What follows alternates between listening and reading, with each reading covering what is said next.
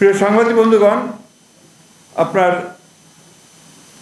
আমরা এই কথাগুলো বারবার বলার চেষ্টা করেছি যে আজকে দুর্ভাগ্যজনকভাবে হলো সত্য যে সরকারি যে প্রতিষ্ঠানগুলো আছে এই প্রতিষ্ঠানদের বিশেষ করে আইন শৃঙ্খলা সঙ্গে যারা জড়িত, আইন শৃঙ্খলা বাহিনীর সঙ্গে জড়িত, তাদের কিছু নেতার কর্মকর্তার মধ্যে একটা বাড়তি একটা আপনার উদ্যোগ দেখা যায় যে আপনার যে করেই হোক বিরোধী মত পক্ষকে তাদেরকে দমন করতে হবে, বিরোধী পক্ষকে কোনো মতেই আপনার এখানে তাদের যেটা ন্যায্য অধিকার যে আপনার সভা করা, সমাবেশ করা, মিছিল করা, সেই অধিকার করতে তাদেরকে বঞ্চিত করতে হবে।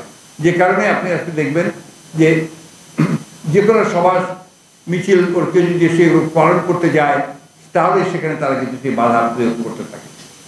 আজকে একটা ঘোষণা দেওয়া হয়েছে পুলিশের পক্ষ থেকে যে আওয়ামী লীগের অফিস এবং বিএনপির অফিস থেকে ব্যতীত অন্য কোথাও কোনো সভা সমাবেশ করা যাবে না। এটা কোন ধরনের একটা আপনার আদেশ হতে পারে?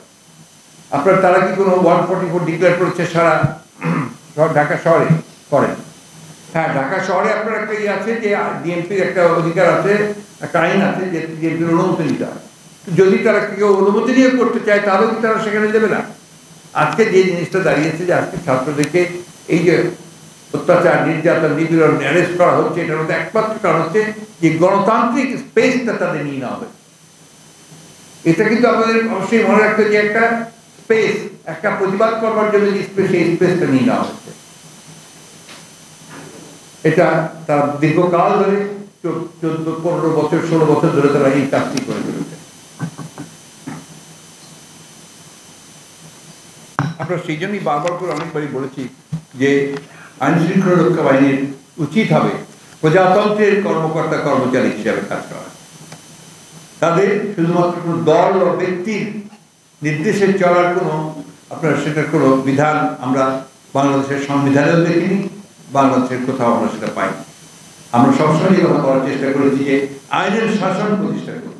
আইনের শাসন মানে আপনি যা খুশি তাই করার অধিকার নয়। আইনের শাসন মনে হচ্ছে আপনাকে সংবিধানে যা আছে এবং সেই বিষয়গুলোকে নিয়েই আপনাকে সামনের দিকে যেতে হবে। প্রিয় সাংবাদিক বন্ধুগণ, আরেকটা বিষয় গতকাল আমি আমার বিবৃতির মধ্যে বলেছি, একটা ভয়াবহ কাণ্ড ঘটছে যেটা অতীতে আমরা সেইভাবে দেখেছি কিন্তু এইভাবে দেখিনি। রিমান্ডে অমানবিক নির্যাতন করা হচ্ছে রাজনৈতিক নেতাদের।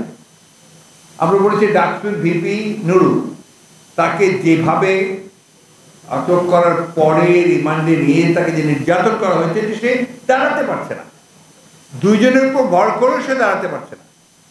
আমাদের সাবেক ছাত্র নেতা এবং আমরা যুব নেতা সুলতান সালাউদ্দিন টুকু, আমাদের এখন প্রচার সম্পাদক, তাকে নির্মমভাবে অত্যাচার নির্যাতন করা হয়েছে।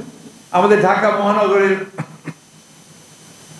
আপনার উত্তরের সদস্য সচিব আমিনুল ইসলাম, আমাদের দক্ষিণের আহ্বায়ক আমাদের রফিকুল ইসলাম মজনু, তাকে শারীরিকভাবে নির্যাতন করা হয়েছে। এরকম আপনার আমাদের নেতৃস্থানীয়দের কথা বললাম, অনেককেইভাবে শারীরিকভাবে নির্যাতন করা হয়েছে এবং নিচের ছেলেদের কথা যাকে ধরেছে তাকে নিয়ে তারা নির্যাতন করেছে।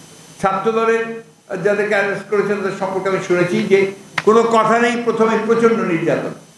নাহিদের নিশ্চয়ই আপনারা একটা ছবি দেখেছেন ছাত্র নেতাদের, যে তার সমস্ত শরীরে আঘাতের চিহ্ন, বিশেষ করে তার আপনার ঠাই যেটা, সেই ঠাইয়ের মধ্যে সমস্ত শরীর লাল এবং কালো হয়ে আছে।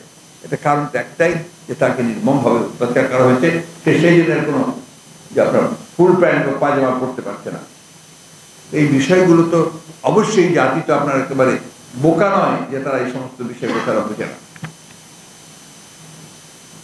এবং আপনারা দেখেছেন যে শিশু কিশোরদেরকেও এরা আটক করতে দ্বিধা করেনি। এবং যে জায়দি যে ছেলেটাকে আপনারা দেখেছেন, জায়দি তো নাম বোধ হয়, ফাইজা কিশোর ফাইয়াজ, তাকে এখন বাধ্য হয়েছে আপনার এখন আবার ওই যে আপনার কিশোর যে সংশোধনাগারে পড়তে বাধ্য হয়েছে। অথচ সে একটা কিশোর, তাকে আটক করারই বা কি দরকার ছিল? আবার এই নাটকটা করারই বা কি দরকার? তার রিমাইন্ডারও একটা নির্দেশ দেওয়া হয়েছে। গোটা সিস্টেমটাই এখানে একমাত্র হয়েছে যে শুধুমাত্র নির্যাতনের জন্য, টর্চারের জন্য করা হচ্ছে।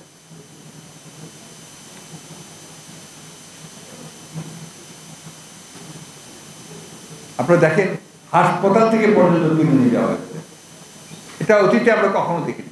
আমাদের জহিরুদ্দিন ইসলাম স্বপন, তাকে হাসপাতাল থেকে নিয়ে যাওয়া হয়েছে, যখন তিনি কেবিনের মধ্যে চিকিৎসাধীন অবস্থায় তাকে হাসপাতাল থেকে তুলে, যেটা আমরা অতীতে কখনো দেখিনি। এমনকি আপনার যে আমাদের আন্দোলনকারী ছাত্র নেতারা, তাদেরকেও কিন্তু হাসপাতাল থেকে তুলে নিয়ে যাওয়া হয়েছে।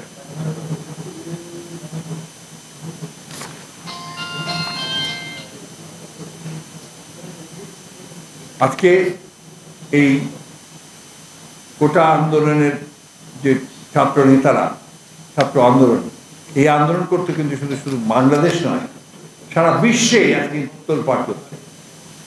আমি প্রথমেই যাব পার্শ্ববর্তী দেশে ভারতের যে মিডিয়া, সোশ্যাল মিডিয়া থেকে শুরু করে তাদের যে মূল যে গণমাধ্যম, সেই গণমাধ্যমে কিন্তু বাংলাদেশে ছাত্রদের উপর যে নির্যাতন হয়েছে, গুলি হয়েছে, তাকে যে গুলি করে হত্যা করা হয়েছে, এই বিষয়টা অত্যন্ত গুরুত্ব সহকারে প্রাধান্য পাচ্ছে, তার সমালোচনা করা হচ্ছে আপনার অত্যন্ত গভীরভাবে।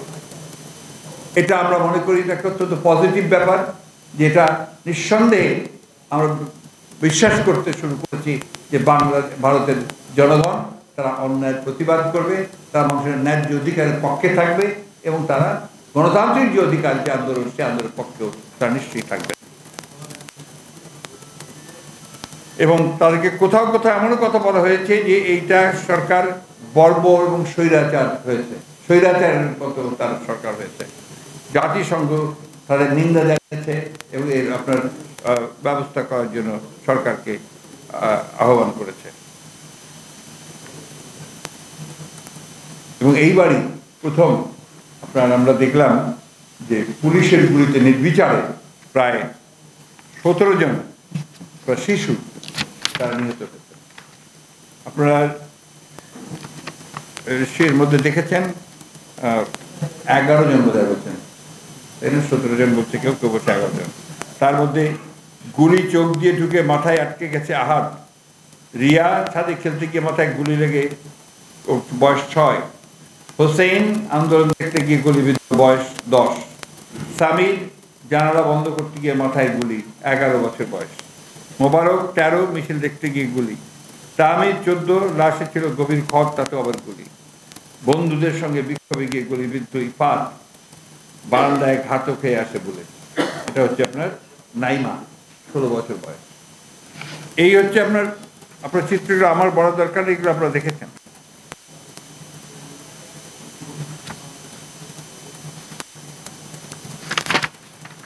আপনারা দেখেছেন যে বিভিন্ন পত্রপত্রিকায় আপনার নিহতদের একটা সংখ্যা দিয়েছে। অনেকে আপনার প্রত্যেকটা পত্রিকা একই রকম না, সরকারি একটা ভাষণ আছে, সেই ভাষণটা তারা বলছে এখন 150 থেকে এখন তারা 150 বলছে।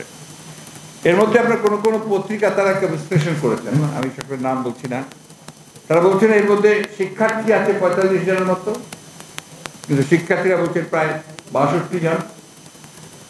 দোকান, হোটেল, বিক্রয় কেন্দ্র ইত্যাদি কর্মী তারা 25, ক্ষুদ্র ব্যবসায়ী ও হকার 16, দিনমজুর ও সমজাতীয় 11, গাড়ি, ট্রাক, রিক্সা, ভ্যান চালক সহকারী 13, পুলিশ ও আনসারও মারা গেছেন 4 জন, সাংবাদিক মারা গেছেন 4 জন, চাকরিজীবী মারা গেছেন 8 জন, পোশাক শ্রমিক ও কর্মী মারা গেছেন 5 জন, অন্যান্য 19 জন।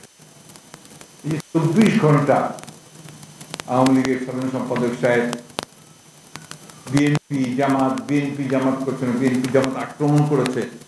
এই যে আপনার তাদেরকে হিসাবের মধ্যে তো আমি বিএনপি জামাতের একজনকেও দেখলাম। যদি আক্রমণ করে থাকে আর যে হারে পুলিশ গুলি করেছে, গুলি চালিয়েছে, সেখানে তো আপনার অন্তত 1 জন 2 জন 3 জন করে বিএনপির পরিচিত থাকতে পারতো, তখন কেউ নেই।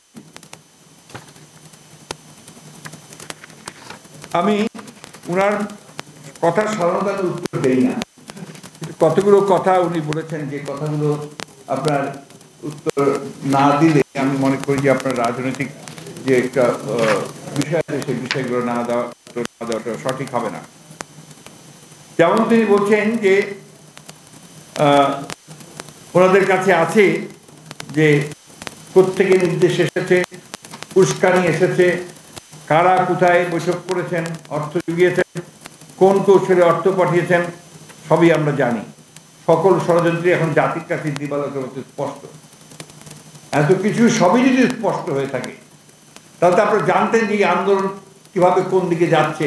তাহলে প্রথমেই সেই আন্দোলনকে আপনারা আলোচনার মাধ্যমে, ছাত্র সংঘাতের মধ্যে সেটাকে আপনারা শেষ করলেন না, এটাকে স্থিমিত করলেন না। তাহলে কি আপনারা চাচ্ছিলেন যে এই ধরনের একটা ঘটনা ঘটুক দেশের মধ্যে? তাহলে কি আপনারা এই দেশে একটা অস্থিরতা, একটা চরম আপনার ইনস্টেবিলিটি তৈরি হোক এবং এই ছাত্রগুলোর প্রাণ যাক? তাহলে আপনারা প্রথমেই আলোচনার মাধ্যমে